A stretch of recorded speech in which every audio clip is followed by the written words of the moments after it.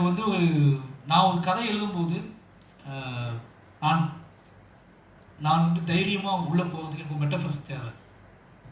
எனக்கு மெட்டஃபர்ஸ் கிடைக்காத ஒரு திரைக்கதையை என்னால் எழுத முடியாது. ஏன்னு கேட்டிங்கன்னா, நான் இந்த சமூகத்தில் இருக்கக்கூடிய நேரடியான ஒரு சாட்சியமாக நான் இருக்கேன், நேரடியான எவிடன்ஸாக நான் இருக்கேன்.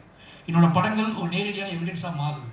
அப்போ நான் என்னைய வந்து அவங்க நேரடியான விரோதியாகவோ நேரடியான சாட்சியாகவோ பார்க்குறத நான் விரும்பலை. ஏன்னா என்னோட நடவடிக்கையை வச்சு மட்டும் என் படைப்பை பார்த்துக்கக்கூடாது.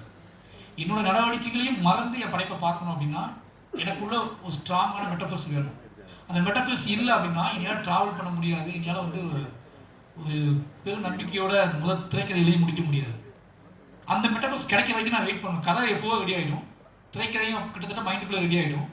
ஆனால் நான் அந்த திரைக்கதையோட லாஸ்ட் பேஜ் போகிற வரைக்கும் எனக்கு ஏதாவது என் கூட ட்ராவல் பண்ணி என் கூட சப்போர்ட் பண்ணி ஒரு பக்கத்துக்கு ஒரு உயிர் தேவை. என்னை நம்பி என் கூட ட்ராவல் பண்ணுறதுக்கு உயிர் தேவை. அப்படி ஒரு உயிராக தான் அந்த என்னோடய படங்களுக்குள்ள அனிமல்ஸ் வந்து நான் அதுங்க கூடயே ட்ராவல் பண்ணி அப்போ அதுங்கக்கிட்ட அந்த அந்த அனிமல்ஸ் கிட்ட அந்த அந்த மெட்டபர்ஸ் கிடச்சதுக்கப்புறம் அந்த உருவத்தோட இப்போ வந்து ஒன்றுமே இல்லை. காலமாடம் கிடச்ச உடனே நான் வந்து அந்த ஆடு ஒன்றே எனக்கு போதுமானதாக இருந்துச்சு. அந்த ஆட்டோட கொம்பு கட்டுக்கு போதுமானதாக இருந்துச்சு. அந்த ஆட்டின் மீது தெளிக்கப்பட்ட ரத்தம் போதுமானதாக இருந்துச்சு. அது இன்னொரு விஷயத்துக்கு என்னை கூட்டிகிட்டு போகுது. அந்த ஒரு சீன் தான் எனக்கு வந்து அது வந்து ஆட்டோட விஷுவல்ஸ் என்னை யோசிக்க வைக்குது. அந்த விஷுவல்ஸ்லேயே நான் ட்ராவல் பண்ண ஆரம்பிக்கிறேன். ஏன்னா நம்ம மனிதர்கள்ட்ட பேசுவோம். மனிதர்கள்ட்ட நான் ஒரு மனுஷன், நீங்கள் ஒரு மனுஷன். நம்ம ரெண்டு பேரும் நம்மளோட போதாமைகளை பற்றி, நம்மளோட புரிதல்களற்ற முகன்களை பற்றி நம்ம பேசுவோம். அப்போ நான் உங்களை நேரில் குற்றச்சாட்ட முடியாது. நம்ம ரெண்டு பேரும் வாழ்கிற வாழ்க்கை சரியான வாழ்க்கையாக நம்ம பேசிக்கிட்டு இருக்கோம்.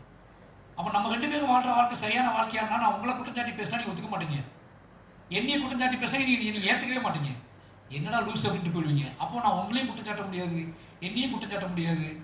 ஆனால் நம்ம ரெண்டுக்குள்ள ஒரு அன்பு நடந்தாகணும், ஒரு காதல் நடந்தாகணும், ஒரு உரையாடல் நடந்தாகணும். அப்போ என்ன பண்ணுறது அப்படின்னா இன்னொரு உயிரை நான் காட்ட வேண்டியிருக்கு. இன்னொரு உயிரை காட்டி அந்த உயிருக்கும் நமக்குமான உயிர் பற்றியான ஒரு புரிதலை, உயிர்கள் வாழ்வதை பற்றியான ஒரு புரிதலை உருவாக்குவதற்கு ஒரு பகிர்ந்துபட்ட ஒரு விஷுவலைஸ் பண்ணப்பட்ட இந்த உலகத்தின் உயிரோட வேல்யூஸ் காட்டி உங்கள் கூட ஒரு தீவிரமான டிஸ்கஷன் நான் பண்ண வேண்டியிருக்கு.